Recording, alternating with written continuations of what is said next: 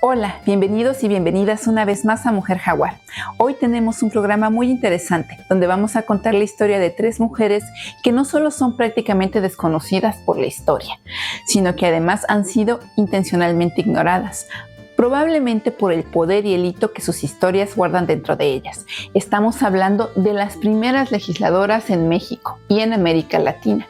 ¿Quiénes fueron estas magníficas mujeres y cómo lograron ser electas en una época en que las mujeres ni siquiera podían votar? Así es, escuchaste bien. Tres mujeres que además de feministas eran socialistas, fueron electas como legisladoras en México en una América Latina en donde aún se debatía si las mujeres podían o no votar. Quédate y descubre la historia de estas grandiosas mujeres, porque el día de hoy en Mujer Jaguar marcamos hitos históricos. Por las que no están, somos y seremos mujeres jaguar, listas para luchar. No hay hegemonía que nos pueda callar.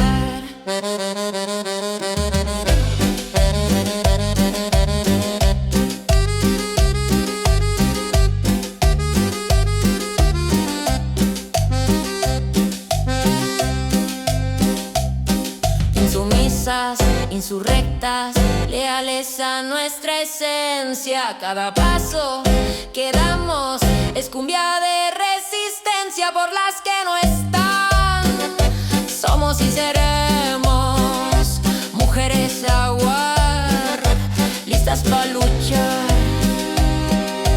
No hay hegemonía que nos pueda callar. Este hito histórico ocurrió en el México postrevolucionario, en la década de 1920. Zapata y Villa ya habían sido asesinados y el obregonismo, el callismo y la rebelión de la huertista se disputaban el control del país. En Yucatán, donde el movimiento revolucionario llegó con poca intensidad, los indígenas mayas vivían aún bajo la explotación de las haciendas henequeneras, sin que el reparto agrario iniciara.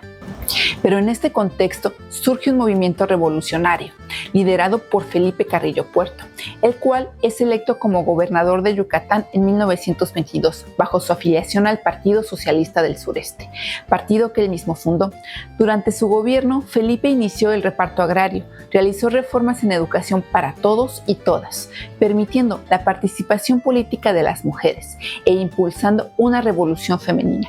Así, Elvia Carrillo Puerto, Beatriz Peniche Barrera y Raquel de Cip-Cicero en 1923 fueron electas como diputadas locales en Yucatán, Elvia por el distrito de Izamal, Beatriz por el segundo distrito de Mérida y Raquel por el tercero, convirtiéndose en las primeras mujeres en ocupar un cargo legislativo en México y en América Latina. Elvia Carrillo Puerto, hermana de Felipe Carrillo Puerto, fue una feminista incansable. Fundó las ligas feministas como la Liga Rita Cetina Gutiérrez, que organizaba a mujeres campesinas, obreras y maestras para luchar por la educación, la igualdad y sobre todo para dejar en claro que solo la mujer tiene derecho a decidir sobre su cuerpo. E impulsó iniciativas de control natal, un tema que sigue siendo tabú en esta época. Hablar sobre el derecho y autonomía de decidir sobre el cuerpo era impensable.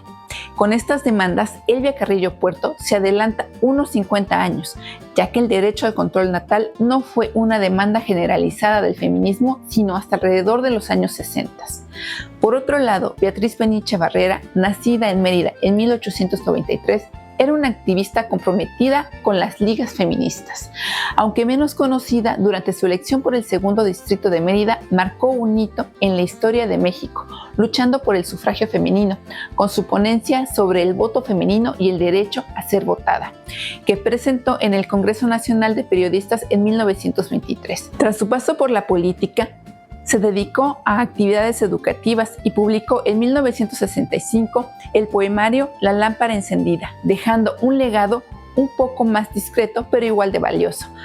Raquel de Cip-Cicero, formada en el Instituto Literario de Niñas dirigido por Rita Cetina Gutiérrez, fue maestra de profesión y una figura clave en la educación yucateca. Participó en el movimiento socialista mexicano de la época, lo que la conectó con las ligas de resistencia y permitió su elección por el tercer distrito en Mérida. Dedicó más de 50 años a la enseñanza y hoy hay una medalla en Yucatán que lleva su nombre en honor a su labor. Sin embargo, en 1924 todo cambió. La rebelión de la Huertista, un levantamiento contra el gobierno federal de Obregón, sacudió Yucatán. Felipe Carrillo Puerto fue capturado y fusilado junto con sus hermanos y colaboradores en el Cementerio General de Mérida el 3 de enero de 1924. Estos asesinatos rompieron de tajo las revoluciones socialistas y feministas que se gestaban en Yucatán.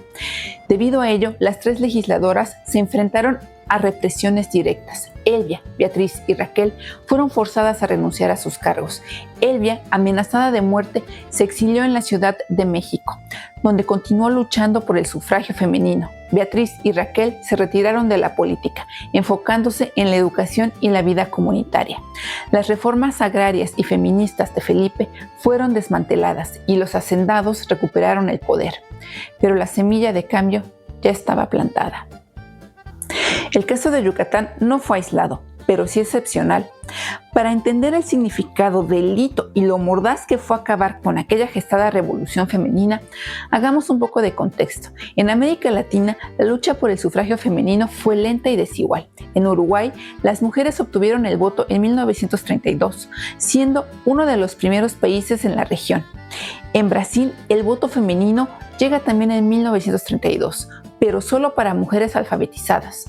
En Argentina, las mujeres lograron votar en 1947, gracias al impulso de Eva Perón.